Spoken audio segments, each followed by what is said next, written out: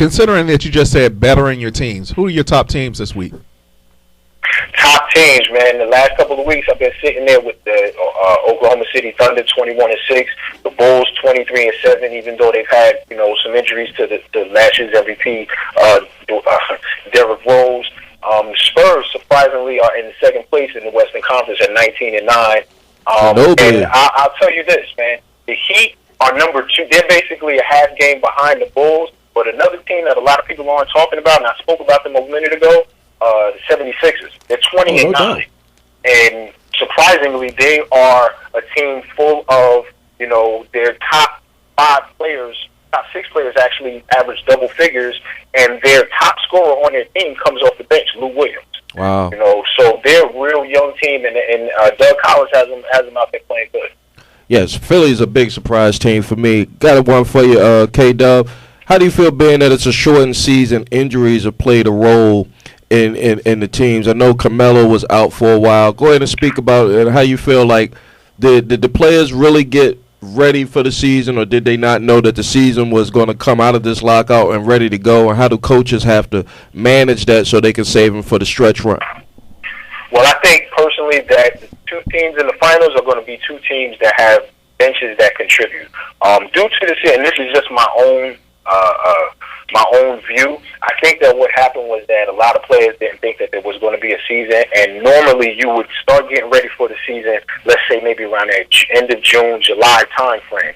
During that particular time with the lockout going on, a lot of players probably got late, and then with the lockout being over with, a lot of players had to look around and say, oh, damn, I got to start getting in shape. You had 2 weeks once the lockout was over with, that training camp started, and then a week after training camp started, the season basically started. So you had a lot of players that weren't playing up to their ability. I'll use Landry Fields as a perfect example. If you look at his shots were short, which means that he didn't have his legs. A lot of players now are suffering knee, ankle, and hamstring injuries due to not being in shape. You have everyone from Zach Randolph. You have a couple of people that actually blowing out their knee. You have situation of having like broken hands and broken ligaments, so on and so forth. But I think as a whole, right now, the league is everybody's starting to get their legs up on them. In regards to injuries, Keith Bogan, who was with the Nets, just got signed with the Nets maybe about 3 weeks ago. He's actually out for the rest of the season. He just recently had ankle surgery. Kyrie Irving tonight is actually coming back. He suffered a concussion, which kept him out for a couple of days. And the big injury right now that a lot of people are talking about is Derrick Rose's back.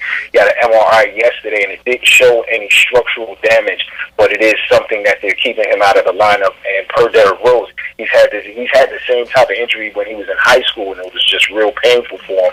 And if you saw the game against the Nets and then the game this past weekend, you could just see on his face it's killing him not to be out there. So, but like I said, with the Bulls, it doesn't seem as though that it's hurting them that much. They're 23-7, and Luau Deng has come back. And real quick, man, I'm talking about the Bulls. Hey, man, if y'all saw the game this weekend, man, can somebody tell me what the hell is up with Carlos Boozer, man? He got the mink out on top. He got the Just for Men on the beard. No, he got his eyebrows. What's going on? Yo, Kdub. I think he got the spray paint joint. He's spray painting his head. I saw that. He looking like a part-time broad right now, man. That's disgusting, man. And you know who I blame? The ego, man. I blame his boys, man. Yeah. I blame his boys. He's from Alaska. He don't know no better. Hey, Doug. I don't give a damn, man. I don't give a damn. He's on TV in America. He know that ain't cool. Hey, Doug. He need to have a time with him to tell him that that's not cool. You know, he need to have a time like in The Godfather, where the dude was always around and tell him, look, man, that's not a good look. Yeah, that's disgusting, man. That's disgusting. His boys sold him out. The mink out on top, and you got the Just for Men on the beard. Yo, you've been money the last couple weeks with the games of the week. What dime are you gonna hit us with this week? Check it, man. It just so happens that a number of the games that I got, man, they all nationally televised games. On Thursday, Boston against Atlanta. Also later on that night, Portland against the Clippers. Sunday, people should check out Orlando against Miami, Denver against OKC, and Dallas against the Knicks. And Tuesday night, I would say the Clippers and Golden State might be one of those games that you might be talking about for a week or so. I have been pretty good on those games, man. So hopefully, these games that I just threw out there, they fit the bill for everybody. And when I say the games of the week, these are games you should check them out. I'm telling you.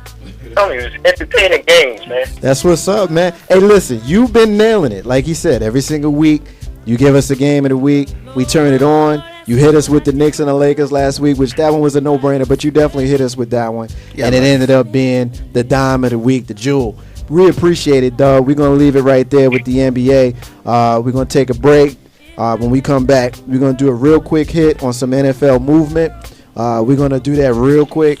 And then when we come back at the top of the hour, we're going to move on from our sports hour to our socially conscious entertainment hour. We're going to talk a little bit of Whitney Houston. This is a Whitney Houston friendly show. Every song tonight is going to be a Whitney Houston song. We want to dedicate this show to her and her memory and her family. Big shout out to Bobby Christina and Bobby Brown. Ain't no half step and Marcus J. We'll be back in a minute.